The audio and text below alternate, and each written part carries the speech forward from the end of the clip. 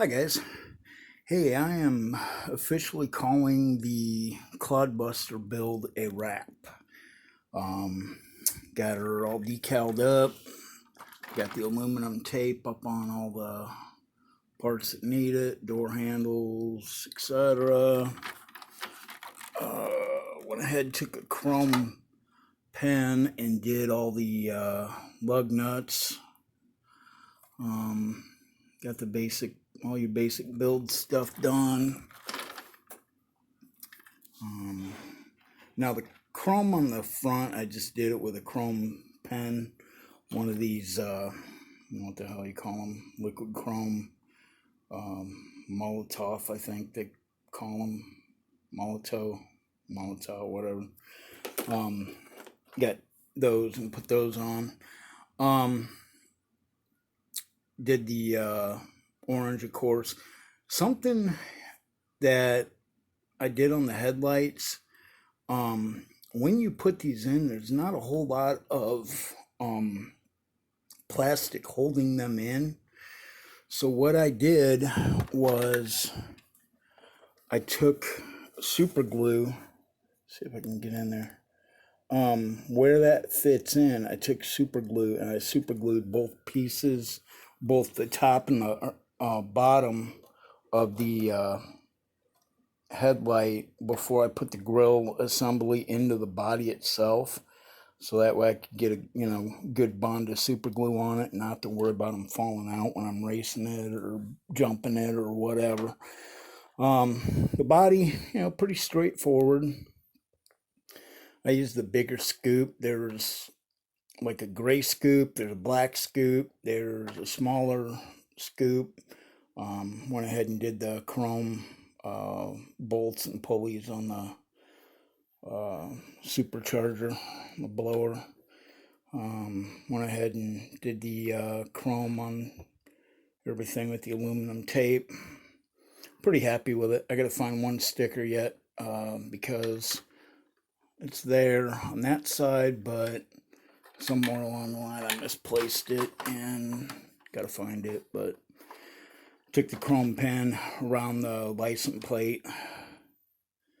So yeah, pretty decent with it. All I'm gonna do is I'm gonna take a little bit of gray paint and just paint these screws so they don't show so much, and the black just so the body screws don't show up so well. But overall, guys, this was a great build. One thing definitely do: put thread lock on these bolts on all your screws for your shocks, because I found out the hard way. I took it out just to test run it, make sure all the electronics were going, and I only did, I don't know, 15-20 passes up and down the road, and all of my upper screws had fallen out except for one. My shocks literally had one shock at the top. So and I don't know what it is, but usually there's extra brass pieces, there's extra, a lot of screws, well, it just so happens that the nuts all fell inside, and was lucky enough to find two of the screws, but the other one I couldn't find, so I had to get into my parts and find one because there wasn't a replacement for it, the longer shock mount screw, and there were no brass inserts that go up in the shock part, so I had to steal one out of my grasshopper, unfortunately, to do that. But yeah, definitely when you build it, make sure to put thread lock on these, because I don't care if it's got the plastic flanging on it, or it's supposed to bite into the plastic. There again, you don't want to crank these down because you want them to kind of move, have some movement in there. But yeah, definitely keep an eye out for that. Thread lock those. Went ahead and zip tied my motor wires. Now what I did on this too a little bit differently in the manual, it tells you to run the wires through this hole in the chassis right there.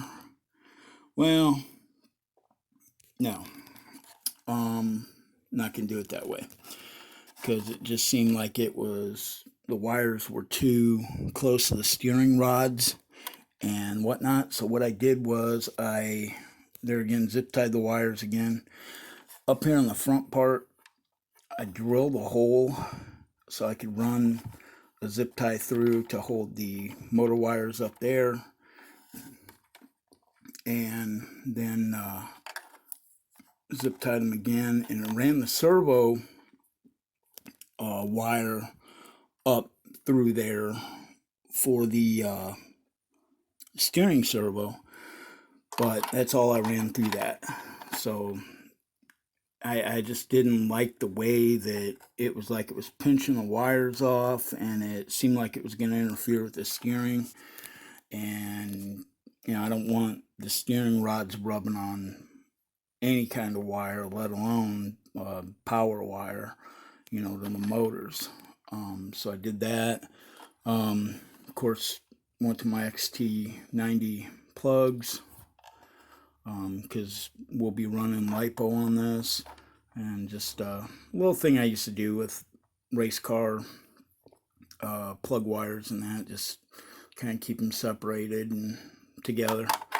But yeah, I mean, overall, guys, it was a really good build. A lot of fun. I didn't rush it. Took my time. And just enjoyed the build. And running it is even more fun. Like I said, I only ran that one. Oh, there's something else I did. The motor wires from the back motor, of course, zip tied them.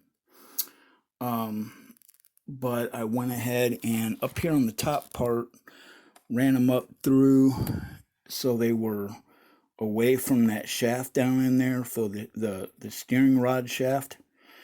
And took two zip ties, tied them together, and put the wires in that little channel there, and then just zip tied them up so that way they're up and out of the way and secure. So there's no, wire rubbing, So, yeah, that was just something we did. Double-sided tape the on-off switch. What I'm going to probably do is take some real little screws and drill a little hole, because there are little screw holes in the upper part of that, just to make sure it stays. I'm going to probably take some of them little, like the Tamiya wheel screw. I think they'll fit in there, and put a little nut on them, and should make sure that never falls off. But yeah, like I said, I mean, overall, not bad. I had to cut my battery deal out a little bit. I'm not smooth it out yet, but with running the XT60 plug, trying to get the battery plug to come through there, it wouldn't do it, so I had to cut it out a little bit. No big deal. But yeah, guys, she's done. I'm calling it a wrap. I am very happy with it, and man, I'm really getting excited about monster truck stuff. I think I'm going to start up some monster truck racing here locally and with our club and different things like that. But well, anyway, guys, I'm gonna let you go, but just wanted to let you know I got her done, and pretty happy with it. And the four-wheel steer, everything, it's really cool how it goes together. I ended up using the stock servo horn on it and setting it up the stock way. I was going to change it and go into a longer horn, but I haven't seen that it has that much of a problem steering. It seems to steer really well with the stock setup. So, but anyway, well, I will let you guys go, and thanks for watching. If you're new to my channel, welcome. Glad you found it. And you guys stay tuned. I got some more really cool stuff coming up. Got a couple unboxings. And hopefully the weather starts getting better. It's supposed to be like 50s all next week, close to 60, and rain a couple days. But, you know, can't have everything. But I will get this out and get some good running videos, first actual completed truck run. And we'll go from there. So take care, guys. Thanks for watching. Stay safe out there, and we'll see you soon. Bye.